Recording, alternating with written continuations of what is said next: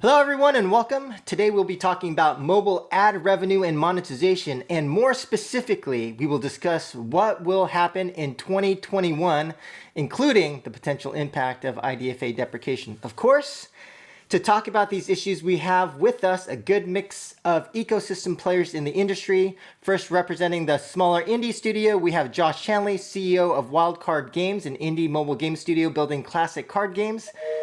Next, we have Sofia Gilyazova, head of ad monetization at Social Point, the mobile games division of Take-Two.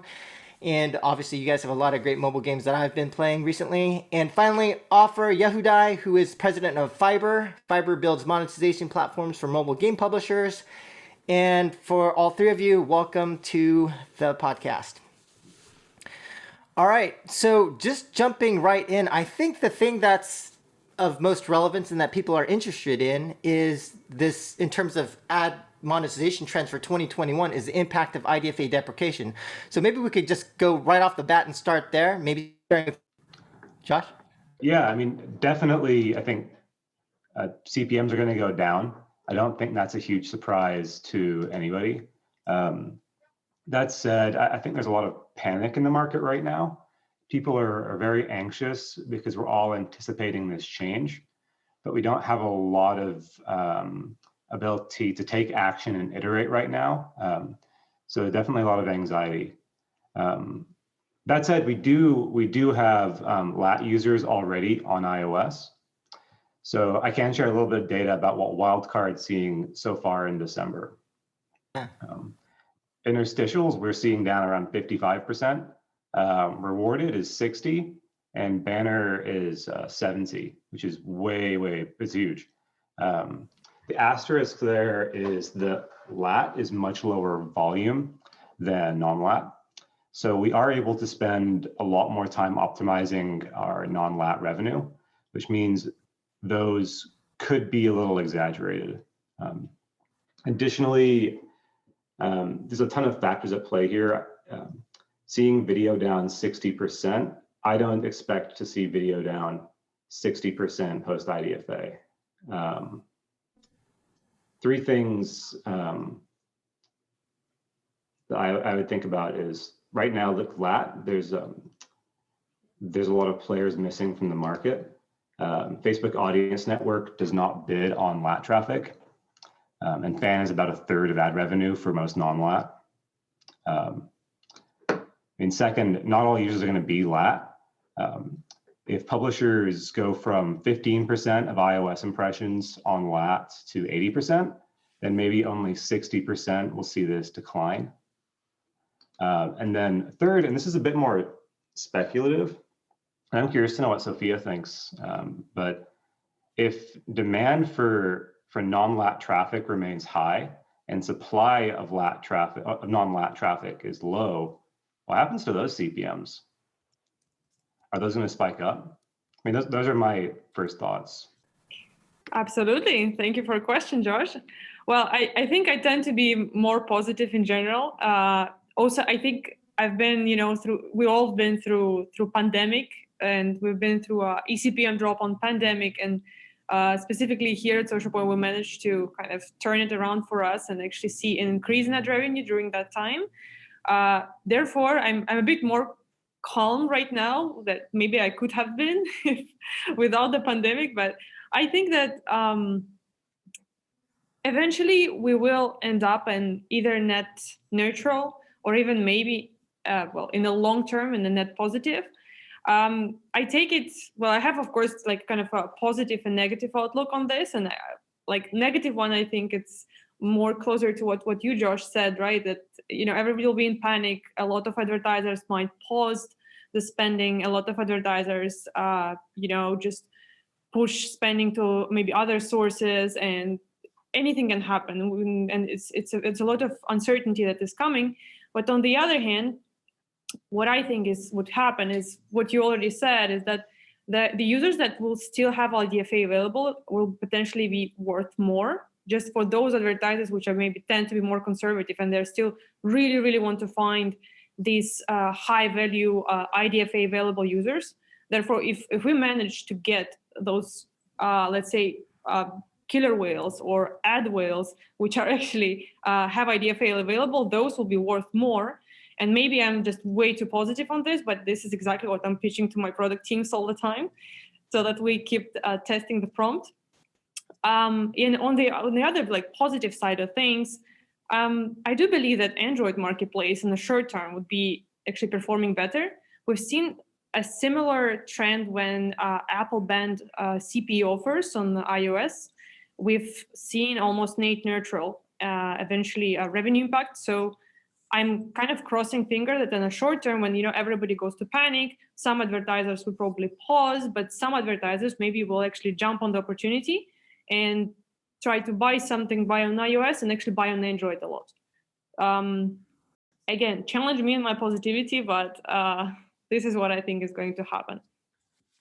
No, I totally agree. I think the worst likely case is that 60% of impressions take about a 50% haircut, which means in the short term, it's hard to imagine worse than a 30% decline to me. Yeah. I want to offer I agree with you guys, but I would like to break it down. I like to break things to smaller components. I don't think this is a singular event, meaning the day this will happen, let's say March, like the current room, we're like, yeah, then we'll start a process that will have several steps. And the first step will be the actual shock, not the shock of last summer when Apple just said, but the actual shock when we start seeing those LAT numbers going up to 60, to 70, to 80%, God knows, but it will go up, right? I'm afraid what will happen then, and I would love to hear from you, Josh and Sophia. I think some UA marketers will start to slow down their budgets just in case, just to see what happens, which may create this ripple effect of like a pull down in the market. But I am optimistic like you that in a matter of a quarter, maybe two, we'll go back up again, because we'll see, okay, it's 60% out of 60% and we can make it happen. So that's the first thing. There will be shock, pullback, and then recovery. And when the recovery will happen, it will not happen in the same way for different genres. Like I don't see hyper casual and social casino recovering the same way. Some say that hyper casual will be more impacted. I have a different view. I look at how advertisers are targeting hyper casual, and it's mainly category targeting, like the tap, tap, tap, jump type of games, etc. That's the audience I want. I don't really care about offer. I want the people who play this type of games. Social casino, mid-core, I am looking at the top spenders, the first deposit, etc. That requires deeper targeting. These guys, I'm not sure what's happened with you guys. So we can't look at the market the same way. So we have to look at different genres. I actually believe we'll see a dip, hyper casual will come back, casual will come back, and then we have to see what we're doing with the more sophisticated buyers. Okay, and just to kind of get a sense of what you guys think from more of a specific impact to, like if I'm a publisher and I'm trying to model the impact of ad revenue loss for my business. Josh, you're saying something like 30%. Sophia and Alfred, you guys, what do you guys think in terms of ranges for publishers to think about as they're trying to plan for 2021? Well, I think that Offer brought up a very good point about the difference in genres. So I think you cannot just give like the answer for all the genres, across all the genres, like, hey guys, it's going to be minus 50%. No, it's true. It depends on how niche is your game or what type of audience are you targeting. If you're targeting massive audience, you might not see really a very big damage, because you will be able to, yes, your CPMs will decline, but your CPIs will decline as well. The question is what declines more, So I don't think I can really give an answer. I think it can go from minus 40 to zero eventually. It depends. Depends on what is your game, what genre is your game, and what type of audience is playing your game, and actually how big is your game as well. I would also throw in it's your ability to react. Because when Sophia talks about potentially like a negative 30, negative 40%, she's not actually saying ad LTV or ad revenue, she's saying CPMs. And there's a lot of things that you can do, especially if you're ad monetized primarily on, let's say, interstitials or banners. or system-initiated ads in general. With system-initiated ads, you're essentially spending your retention on monetization. If you're receiving less revenue for spending your retention, perhaps you should show less ads. I mean, I think that most sophisticated players are doing a lot of ad frequency testing, and that's based on the CPMs that they're receiving. Rebalancing that will probably mean that they're going to show ads less frequently, have better long-term retention, and not experience a full 30% decline. I mean, I've seen these A/B tests, when you measure them out to D90, I've seen in my own games 40, 50% gains. So I think it's fair to say if there's a scenario where a publisher is impacted by, let's say, 30% their CPMs, I think it's very achievable to get to -10, -15% to your actual ad LTV within a couple of months, as long as you have the ability to run sophisticated A/B tests. I can take you back, and if I look at some data, like mediation-wide data for the past 8 weeks, I see a trend. Yeah. And the trend is encouraging because 8-10 weeks ago, when we compared the performance of LAT traffic to non-LAT traffic, the gaps were staggering. Talking like, 10 cents for the dollar. Like that's when all the doomsday predictions came. But luckily enough, the graph of LAT performance across the board, and I agree with Sophia again, I'm averaging here, started to climb and go up and up and up. In the last 7 days, we are around 60 cents for the dollar. So yeah, -40 or, I mean, I look at the trend, not the actual number. And the trend is that more and more buyers become more sophisticated and are using more tools to actually yield more out of LAT traffic. I don't foresee that we are, coming on par to exactly 100%, but we don't have to your guys' point, like, because the media is also cheaper than, again, the CAC LTV cycle, it works. If we'll end up at like 70, 75 cents for the dollar, I think all in all, it's not that bad. It's not that bad. But still, LAT traffic worldwide is around 30-40% on iOS 14. So we need to see what happens, like how fast and how much it goes to see if that formula holds up. Yeah, I totally agree. When we compare our traffic, which is, of course, we have LAT on traffic already, we do see that if we compare purely CPMs, we see -30%. So they monetize 30% worse. But again, as Ofer said, it's just current situation where people do not really buy LAT on traffic, or there is no advanced tools which are actually used to buy from there. So that's why probably I'm being positive. And I think there is also something important we maybe should mention is on the brand side, because at least for Social Point, we've been benefiting from brand advertising quite a lot. And it's not necessarily even direct. We don't have a direct sales team that works with brands. Actually, we're working with branded networks. And we've noticed an incredible influx of brand networks after pandemic, which I think actually quite a industry-wide trend. What I think will happen is in 2021, I don't think brands will subside. Because look, we have Olympics, which didn't happen. We have finally the movie production, which is starting again. Even if you look at these type of trends, even if you look into e-commerce, which probably during the pandemic times, they understood like that the pandemic has changed consumers, right? It changed consumers' habits, shopping habits. So clearly e-commerce is becoming a norm for everybody. Therefore, I'm quite positive that we'll have a lot of brands also to compensate, which was what a luck, IDFA independent. What do you guys think? I think you touched a very important trend by itself. No, seriously, which is 2021. I hope we'll start seeing much more brands. Now I'm old. I co-founded Interactive in 2007 and was pitching brands for mobile in 2008 in Barcelona in the Mobile World Congress. So we've been waiting every year for the brands to step in. But I do agree and feel like this is different. Funny to say it, but thanks to the pandemic or thanks to COVID, I think marketers are now fully appreciate what mobile gaming really means, right? And that's something all of us were waiting for such a long time. Not just the, not just user acquisition, but actually brands understand that there is value in meeting their audience while they play a nice casual game, or they engage with, a more deeper game. This is a full all-in experience, very different than, TV. So by itself, I think it's a trend. We'll see more networks, we'll see more buyers, we'll see new technology like in-game placements that is now starting again. All of that is definitely very interesting, and we have to follow very closely. Got it. And so if I'm hearing you guys correctly, basically CPMs probably dropped by 30% or more. And I've heard a pretty big range in terms of what the or more could be.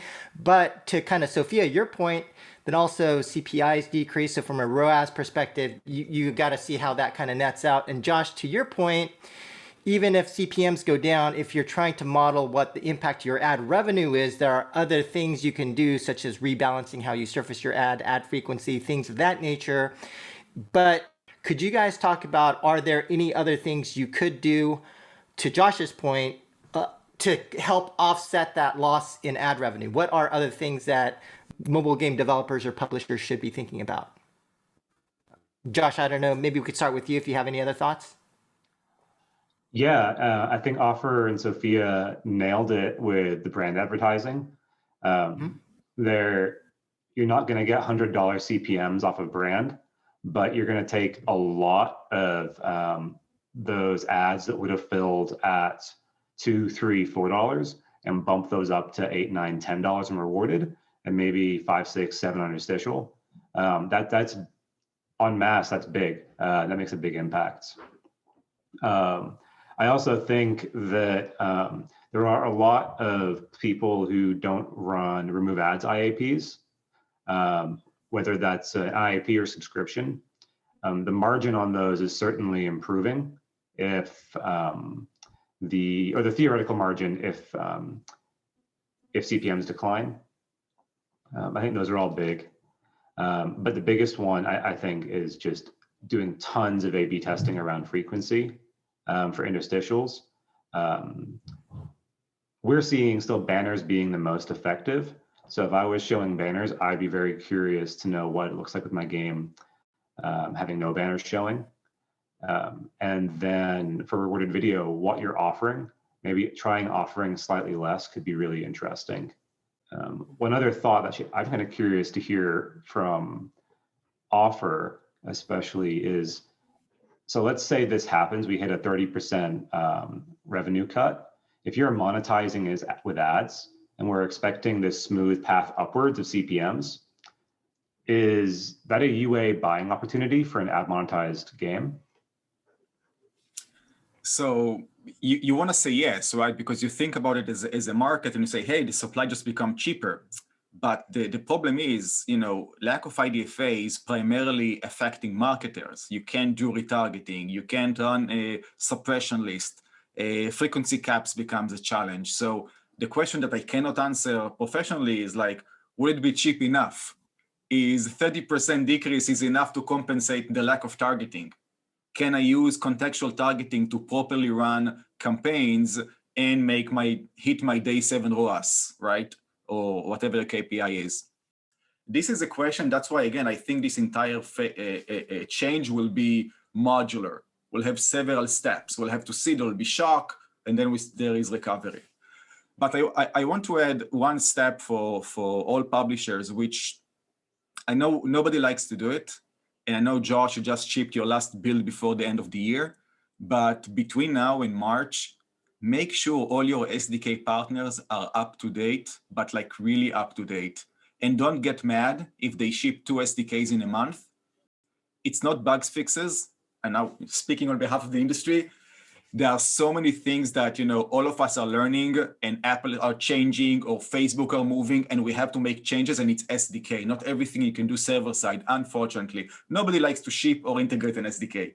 But if you have the latest SDKs, you are more likely to use like the latest privacy APIs, contextual targeting, or whatnot. And those small things really make a difference. Seriously,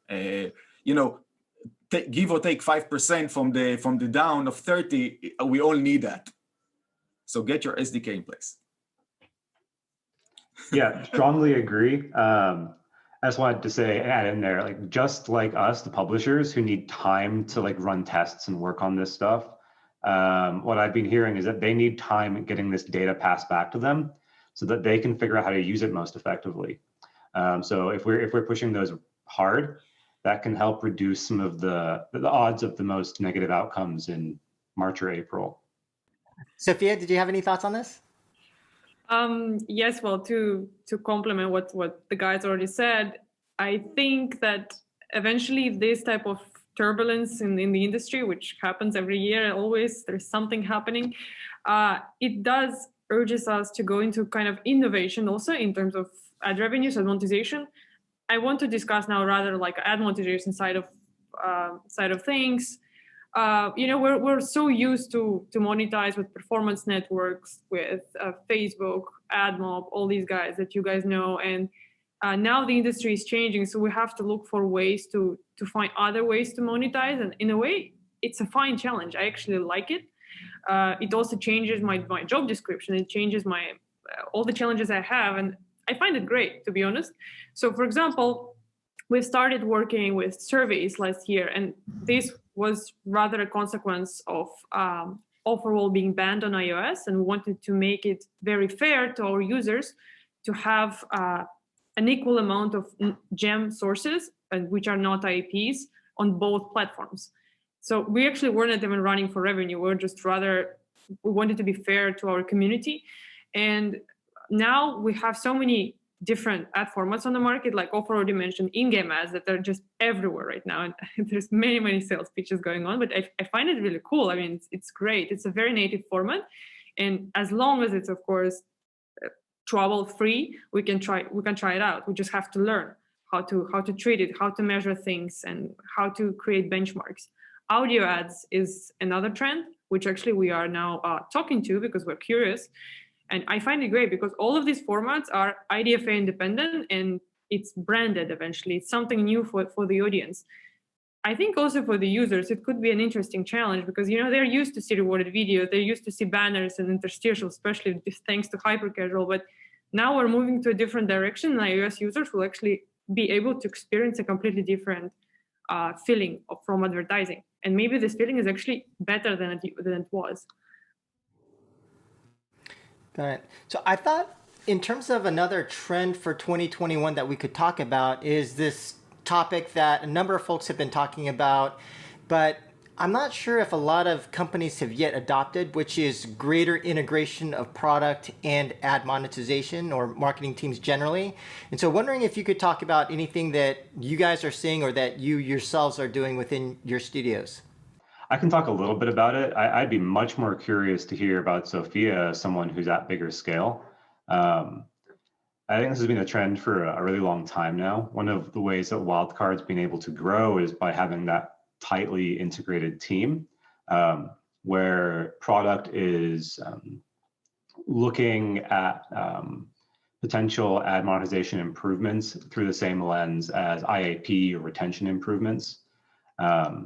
And we've been able to build, because of that, we've been able to prioritize our ad stack, whether that's adding lots of competition or implementing the ability to run those really cool A/B tests. I mean, we're definitely seeing some weird stuff where mediation is trying to take over things like user testing, frequency testing.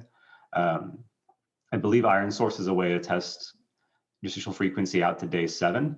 But really, the really cool stuff, Wildcards run tests to D90, D120 and beyond, and we make really interesting learnings about what you can do to really make a ton of ad revenue if you have that very long-term view. But that requires a product team investment.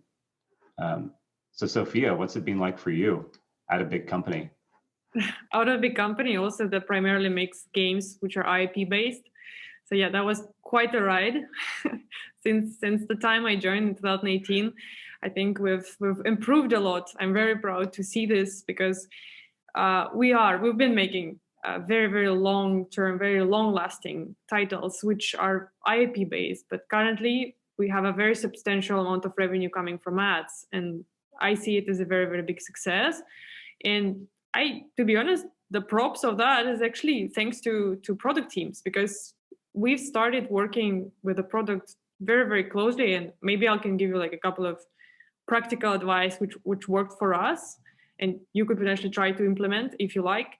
So one of them was, for example, education. And by education, I mean improving the T-shape between the teams. So we've held a bunch of workshops for all the product teams to actually explain what ad monetization is and what are the KPIs which are controlled closer to a product, for example, like engagement rate or frequency, impressions per engaged user, and eCPM when it comes to us, right, where we handle and work with third parties.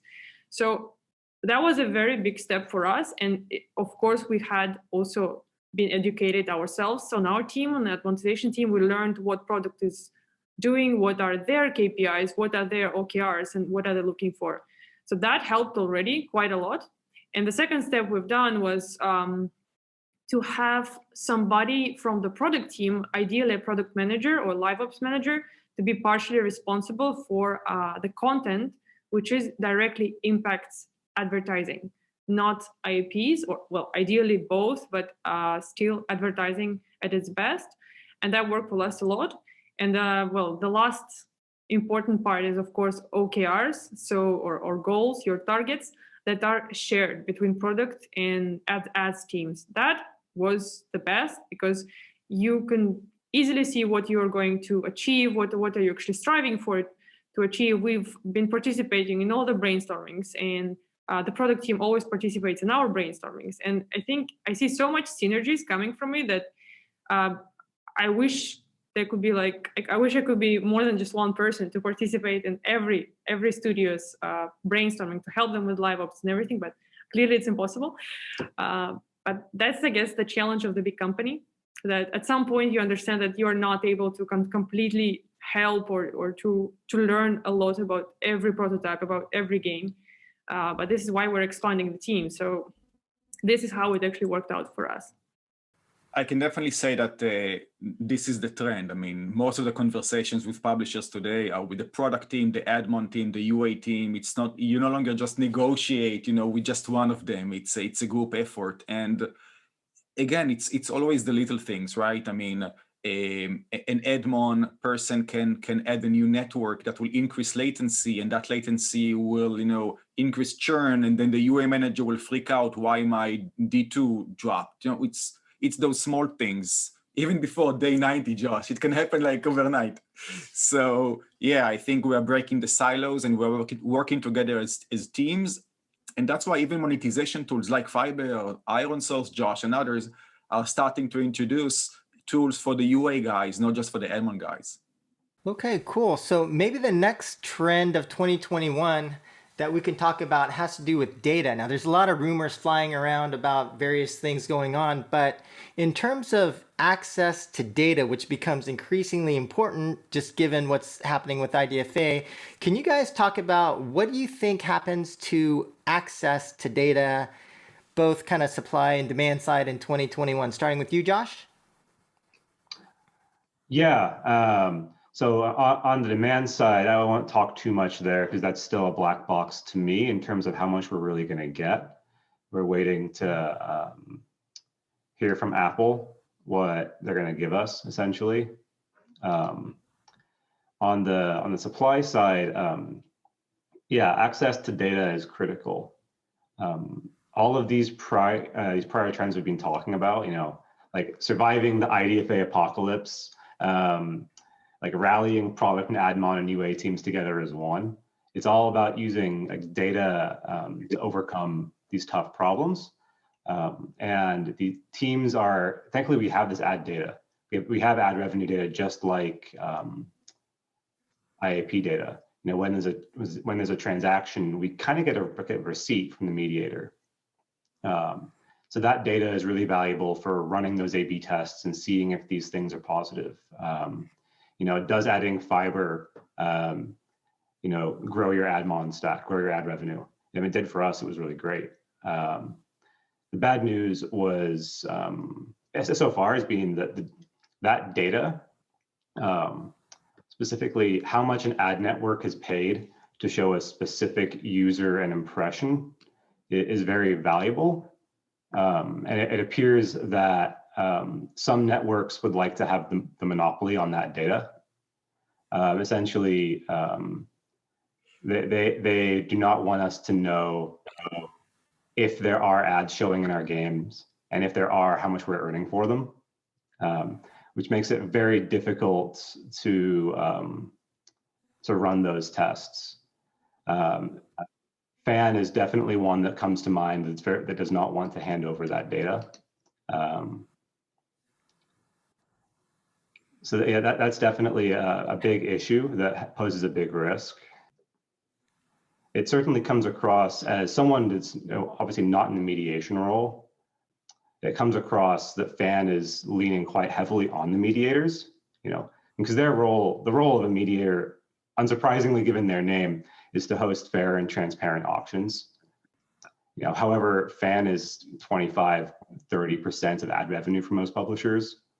If FAN were to pull support for bidding on a mediator, that would probably make it hard for that mediator to compete. The net effect is Facebook at least could exert a lot of pressure on those mediators to perhaps do what's in the best interests of them rather than their stated goal of fair and transparent mediation. So the question is, how do you tell if that's happening? The canary is basically, if you serve 100 ads in your game and 20 of them were by one network, say Facebook, for instance, Facebook bidding. And so 100 ads served, 20 to this network, and you only get back 80 receipts. That mediator may have been a little bit compromised by that ad network. Any publisher that monetizes with ads should be asking their mediators that question pretty specifically. Do you get all those receipts back? Because if you don't, especially with a big network, how can you run those tests to react aggressively to IDFA? That's really important. So Wildcard right now, we mediate with Max. We've been really impressed so far. They are actually, as of, I believe, yesterday, passing back all ad revenue data at the user level, or estimates at least, which is really, really helpful. So that's been a big deal for us. And those are my initial thoughts. I'm really glad you raised this point, Josh. Clearly, this is something that I think we all should talk more rather than less. And it's actually the topic I never hear on any of the podcasts or anywhere. I do believe that all of us, the publishers and the big publishers, the small publishers, we are a lever to kind of tackle those questions and at least challenge these type of networks on the sharing, because we've been going towards transparency. We've had ad revenue data per user, then we had impression level data. So we've been going the right direction, and now it feels like we're stepping backwards. Apart from iOS, I don't want to even start that. So, but the second force, like you mentioned, is mediation platforms, and those are huge players which can also put a pressure. And I guess here I will redirect to you, Ofer, because you're perfect here. I would be very curious to see why mediation platforms do not do anything, or maybe they just don't do enough, or they did already, but it just didn't work. So many good questions. This topic would be 2 webinars by itself. I think if I look at mobile game publishers, it's one of the only industries where you guys as a publisher, you don't know which ads are running on your games and how much you're getting paid. Not because the mediation platforms don't want to tell you. Most networks, unless you're running like a good programmatic exchange, most of the SDK networks, not all of them, and you guys named a few, so excuse me if I won't repeat, but they don't want to tell you. Trust me, I think we are trying to echo your voice, but the publisher has direct relationship contractually with the networks. The mediations don't. We don't have a contractual network, relationship with the network. We just, we help them out. But I think publishers should say, guys, I want to understand in real time, if possible, Which campaigns are you running? Which creatives are you running? How much am I being paid per each? To your points, I wanna manage frequency per user. Maybe I don't want to show this type of creatives. Maybe I don't want to show ads that are paying less than my threshold. Most programmatic platforms will enable you to do that, but programmatic is still 30, 40% of the pie. Not enough. I mean, we are getting the trend is positive, but that's not enough. Now, IDFA 0 or LAT traffic may change the picture for some networks like FAN that don't really like to bid on non-IDFA traffic.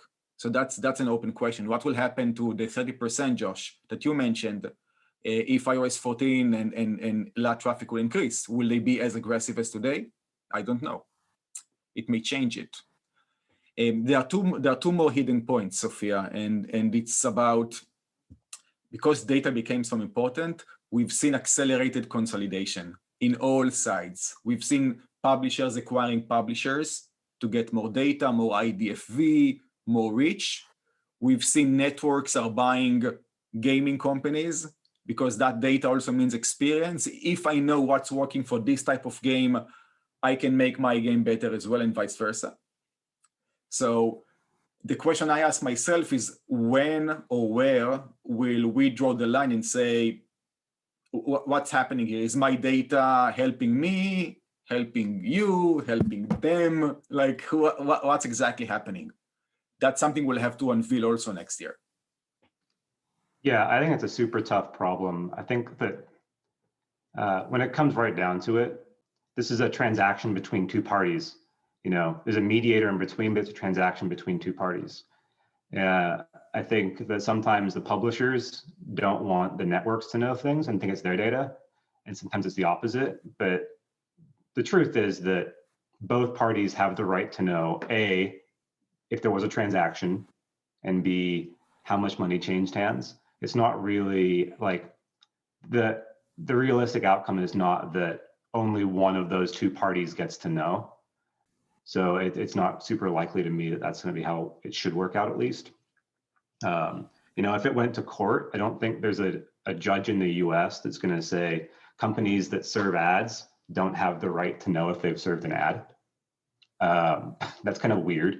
And I think it'd be weird if they said companies that buy ads don't have the right to know if they bought ads. That's weird too.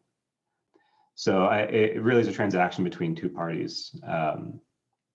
Networks do play a big role as well in mediators. Programmatic, like Offer said, is huge. Actually, that's been a huge area of growth for us this quarter. A little plug for Offer here. We weren't sure how big programmatic was.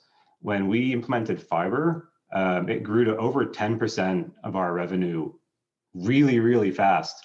And it was mostly net new revenue growth. I've been shocked with the programmatic quality we've gotten through them. And the reason I wanted to bring it up is the weirdest thing is that most of our CPMs are in like that 10 to 30 range. Our top floor with Fiber is like $200 because they found this pocket of people that everybody just wants. And you can only get that with programmatic.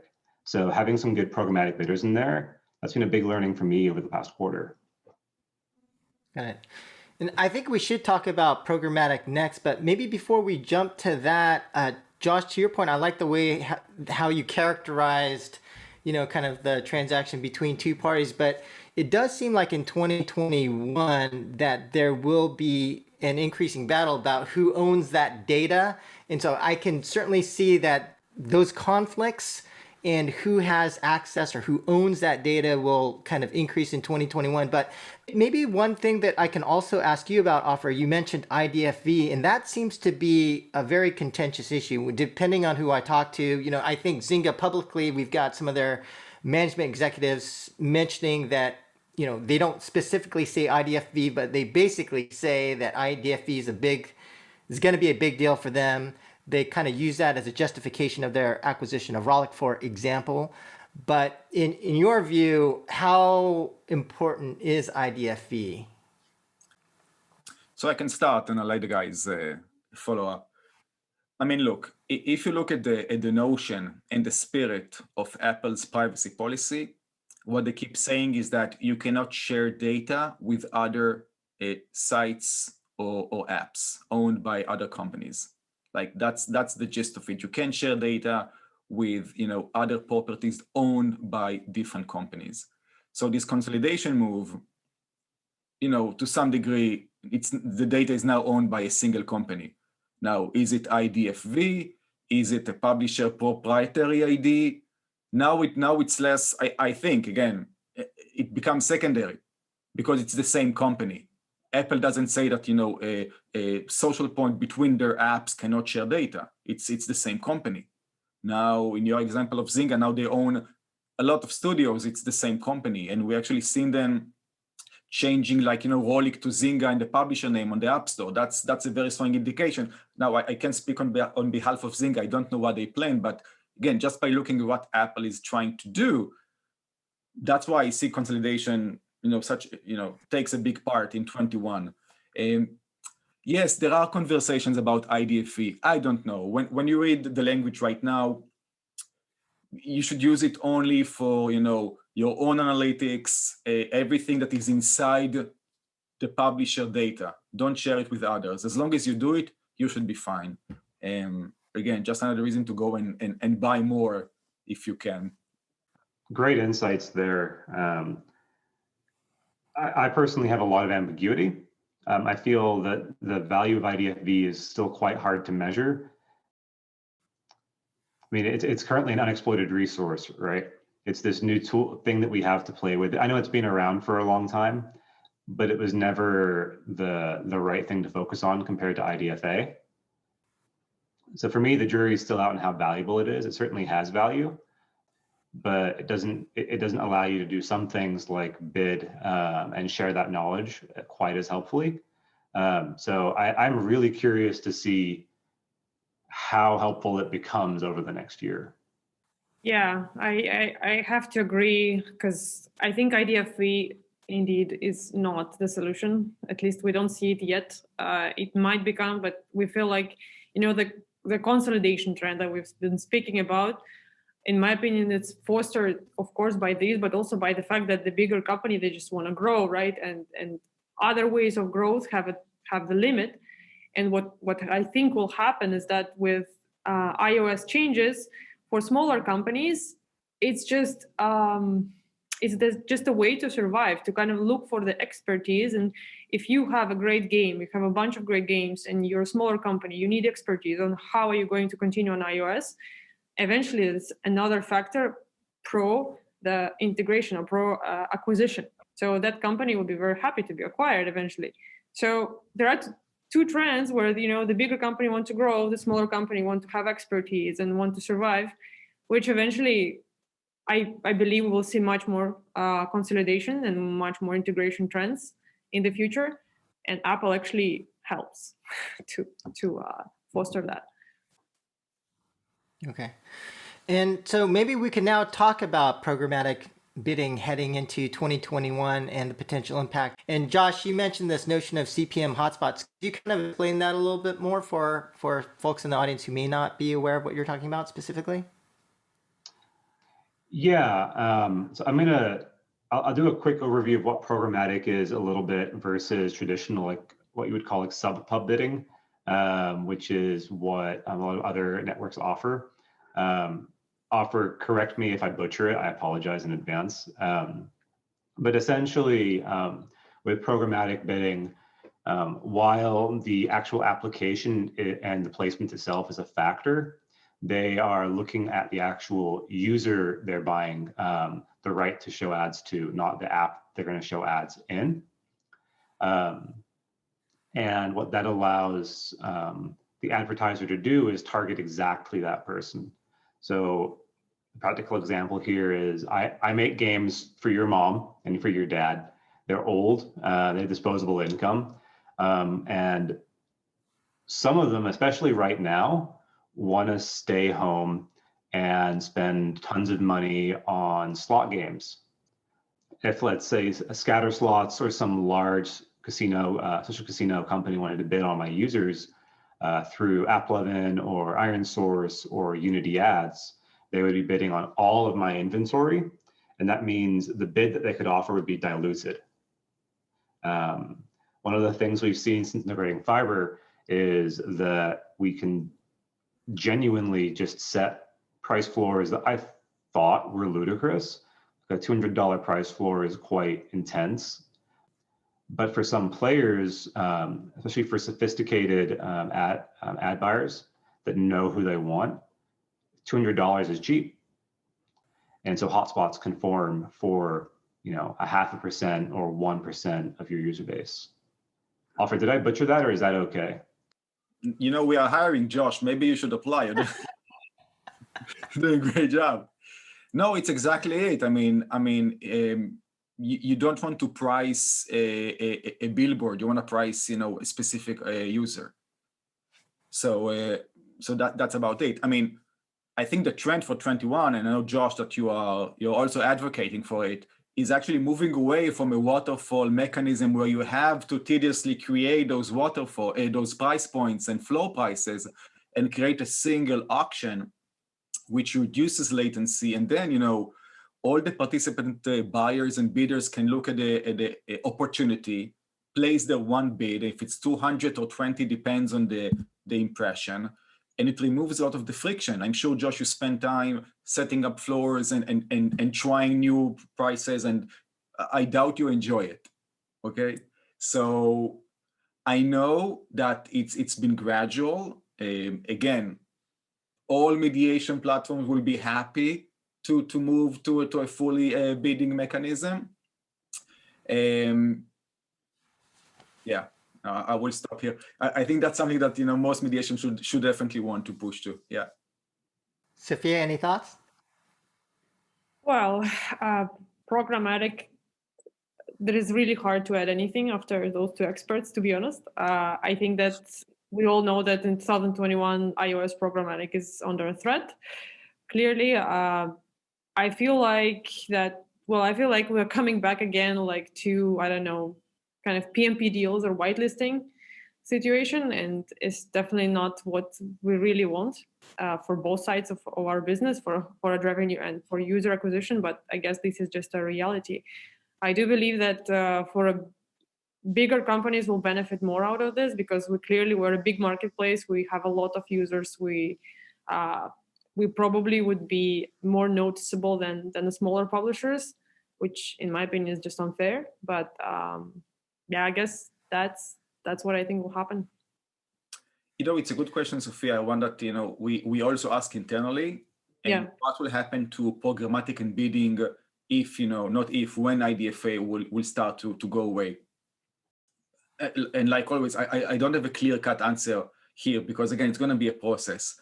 However, I am building more and more confidence into contextual targeting that some are now trying to build up, and that type of contextual targeting allow you to describe the impression without giving out an IDFA, not as a fingerprint, not by I'll give you enough data points so you can complete the picture, not about that, but actually providing valuable data for the marketer. For example, this is the 5th impression of the user in this, this session, like impression depth.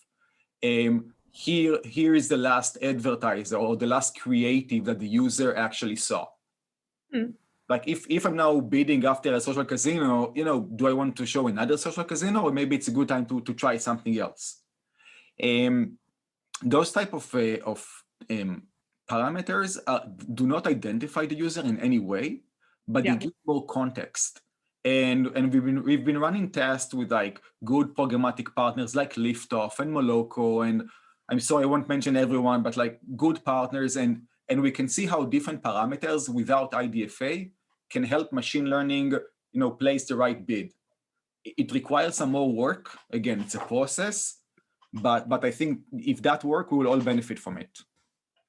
This is great news, to be honest, because what, from publisher side, what we'll usually think of when we think of programmatic in 2020, like, okay, guys, you are going to use probably device, I don't know, the publisher name, the publisher app, and maybe time of the day, and of course location. And that's what you're going to deal with.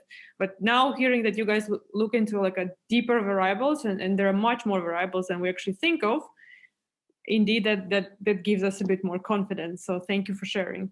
One step at a time, yeah. Again, it comes down though to, like Offer said a while ago, update those SDKs. Right.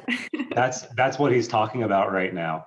They're discovering these really cool ways to make us all more money, and it's going to be in the new SDKs as they come out.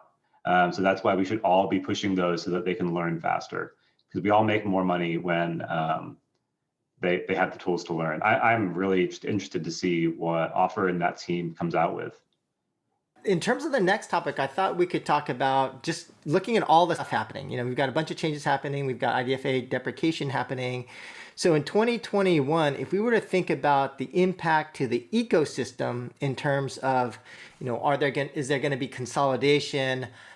You know, the various companies, both at the studio level, at ad networks, you know, mediation layer, will there be more acquisitions? Could you guys just talk generally or high level in terms of what do you guys think will happen at the ecosystem level in 2021? And again, maybe starting with you, Josh.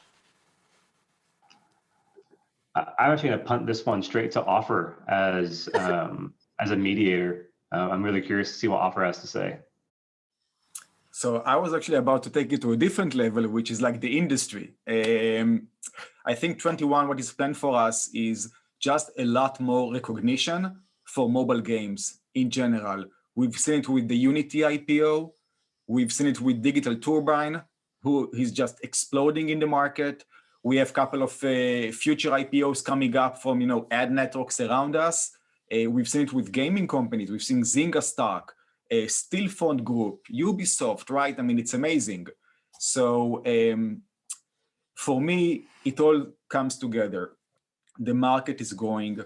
There is more recognition, more money, more consolidation, more attention for marketers and brands.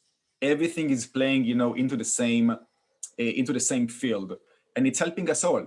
It's really helping us all because we need more people like Josh to come up and you know, build those great games and appeal to those audiences, and people like Sophia, you know, that can also push the industry via acquisitions and, you know, pushing more UA budgets into the market.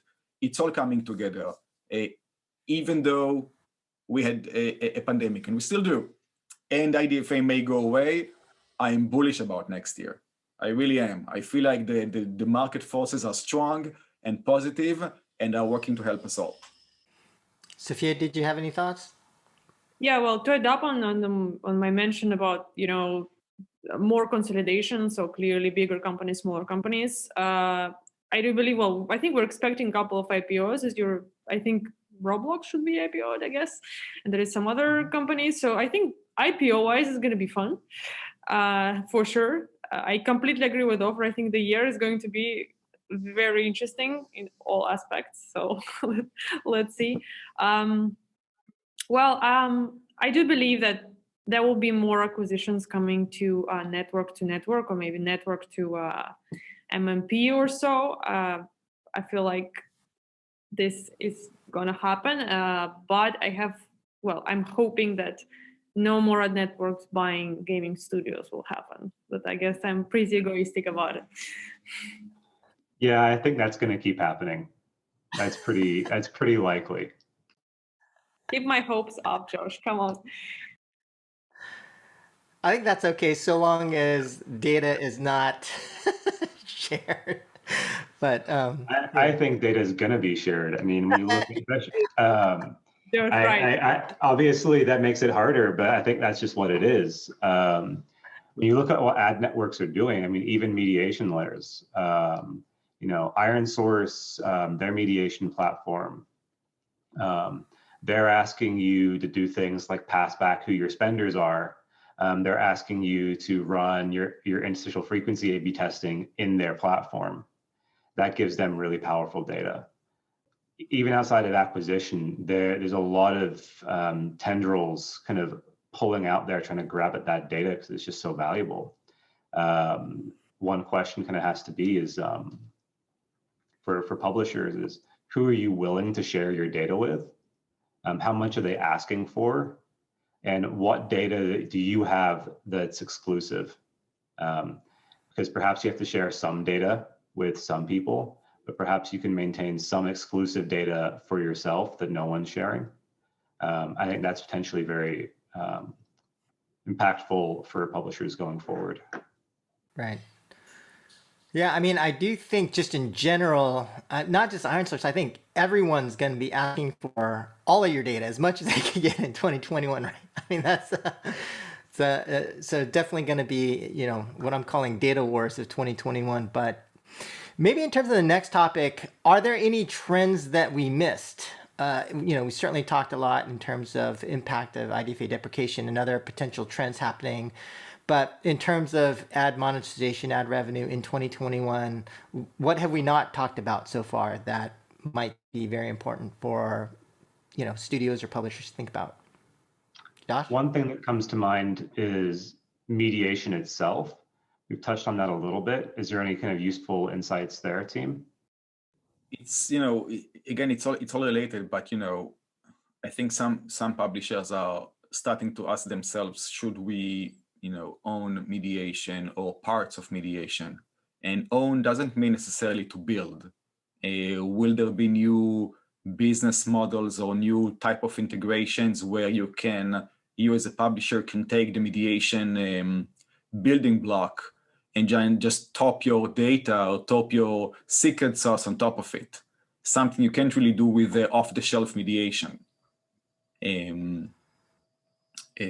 That's definitely one trend we may see next year. The other trend that is not necessarily mediation related is around Android, and, you know, the tension between the US and China made several device manufacturers like Huawei and others kind of split Android and come up with their own platforms, which I think opens up an opportunity for publishers who are willing to spend a little bit of time and modify their content to their store and their platform. That's another distribution channel that can be interesting in, you know, new markets and new devices. So I think we'll see more of that in different places around the globe, and that's an opportunity for growth.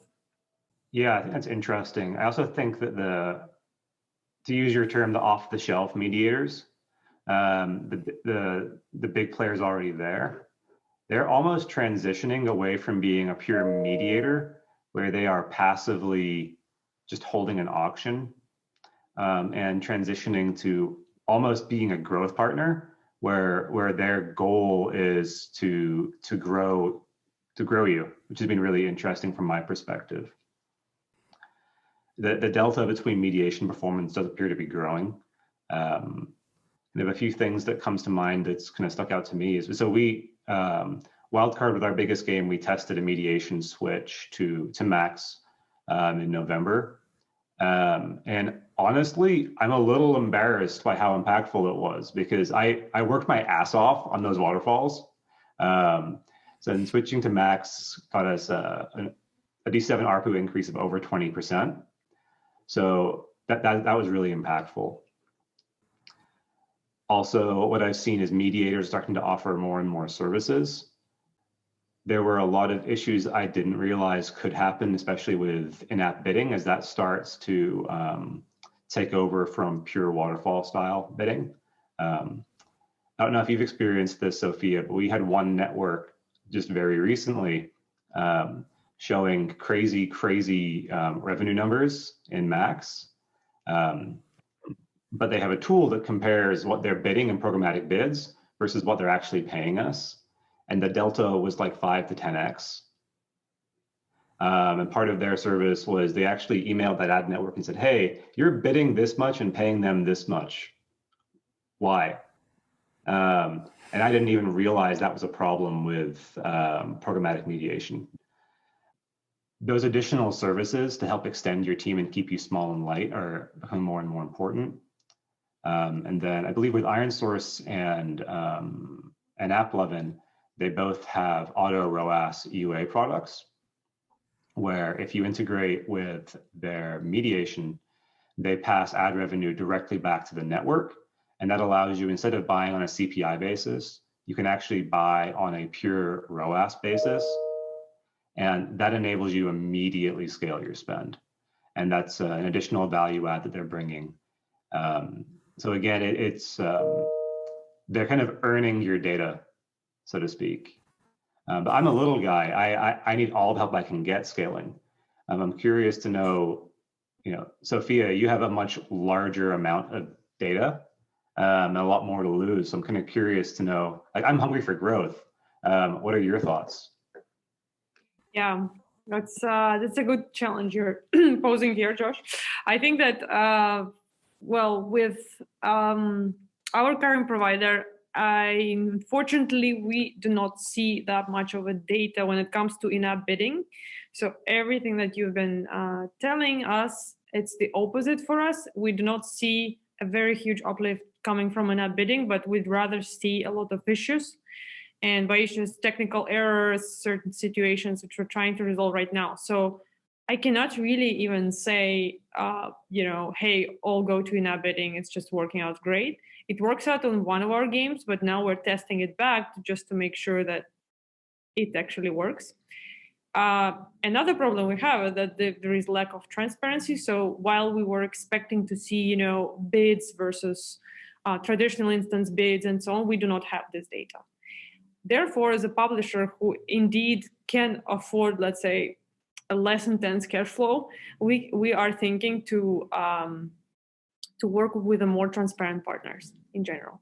And this is for sure because we do not want to endure situations where we don't even know what the bids are for our bidding traffic coming from anybody, But having said that, back to your questions, Joseph, you asked, what do we think what happened with mediation? I really, really hope, and I think it will happen, that we will get a couple of, or maybe even more, players on the market in terms of mediation platforms. Those players, I'm pretty sure the biggest sales pitch for everybody who comes to this market will be, hey, I'm actually really transparent. Not like those guys, but I am really transparent. So, which makes sense because transparency right now is the best selling point. Like, it's something that everybody promises, but we never have it eventually.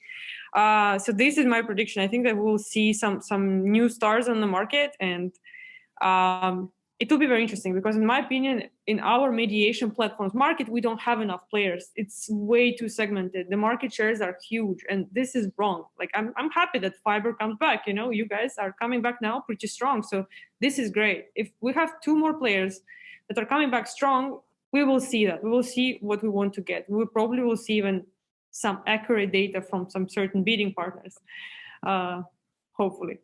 But yeah. I really enjoy watching thank you, it's Sophia. I really enjoy watching the conversation between Josh and Sophia because, like anything in life, you can't build one product that fits so different audiences, right? And sometimes if you try to satisfy everyone, you end up satisfying no one. So you have to choose. Of course, with the right resources, you can do this and this and this. But, as a product person myself, I know that focus and prioritization is very important. So you guys have different needs. So I'm not surprised to see that you also have different feedback. It's not about right or wrong. It's just, completely different set of expectations. Yeah, I agree. I would second, though, Sophia, on the need for transparency. I would make a prediction that's slightly more caveated than hers, where I'd say that we need to know what the freaking bids are, guys. Like, that's ridiculous. It's not good faith behavior to withhold critical information. We just talked about what those are for. Those are going to allow us to get through IDFA apocalypse. Okay, we need those for sure. If mediators don't offer that transparency, then there will probably be fewer barriers to entrance for new media to come to the market if they do offer transparency.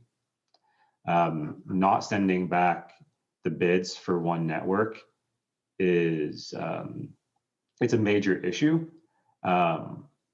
which is why it's a huge deal for us. It was just going through this negotiation process in the last month and a half, integrating a new mediator. That was a very, very large issue for us. the way we stated it was, like, I'm actually really proud of our product team. We've grown our D30 ARPU for our biggest game by over 100% this quarter. That's huge. And there is no mediation product that's going to give me that. So it doesn't matter if I'm going to get 20% gain one time. If I lose my data, I lose the ability to grow. So data and transparency trumps everything else. So that's why we ended up, one of the reasons we ended up going with Max. And I'm not paid to say that by Max or anything. I just like to share best practices. We, very grateful that we've been able to boost our ad revenue while at the same time we are getting API-based ad revenue reporting, inclusive of fan bidding estimates and everything else. That is transparency is a big value prop. And I really hope to see more mediators follow through in that way. I agree. Let's hope for 2021 and what happens there. Yeah, 2021, definitely. I think it's going to be just as interesting as 2020, personally. But on that note, I think that's all the questions I have, guys. Thank you very much for joining. Maybe we could just end with a final message for our audience. And if people want to get in touch with you, maybe a way for them, whether it's LinkedIn or Twitter or what have you, how they could get in touch with you. Again, starting with you, Josh. Yeah, I mean, final message is be prepared. Be ready to rebalance and handle how you run AdMon. We're going to get hit by a big wave. If you're ready, you can surf the wave. If you're not ready, it's going to pull you under. So as long as you're ready, you're going to be okay. Also, Wildcard is hiring right now. We're growing quickly. We're looking for art directors, growth managers, UA managers, smart people to help us grow our products. If you're interested, you can find me on LinkedIn. I'm Josh Chandley. That's it for me. Okay, Offer? Yeah, so it was great to have you all here. Thank you to be with you here. It will be great. One last message. 21 might start a bit rough in Q1, but again, remember, it's a process. You start low, we can only go up from there. So I'm very optimistic. We are hiring as well, just like Josh, especially product managers, UA, monetization, pretty much everywhere in the world, remotely or one of our offices. You can find me on LinkedIn or my email, offer.yehudai@fiber.com. Thank you. Okay. Sophia? All right, guys. Well, it was an absolute pleasure. Thank you so much for the invitation. I learned a lot from all of you guys, and it's been, I hope our listeners did the same. To find me clearly on LinkedIn with my Russian surname, you probably will have some issues. So just try Sophia and Social Point, and I think you'll find I'm the only Sophia on Social Point. So I'll provide links for you guys, but perfect. That's even better. Get in touch. all right, great. Thanks again, everyone, and that's it. Bye. Thank you. Bye.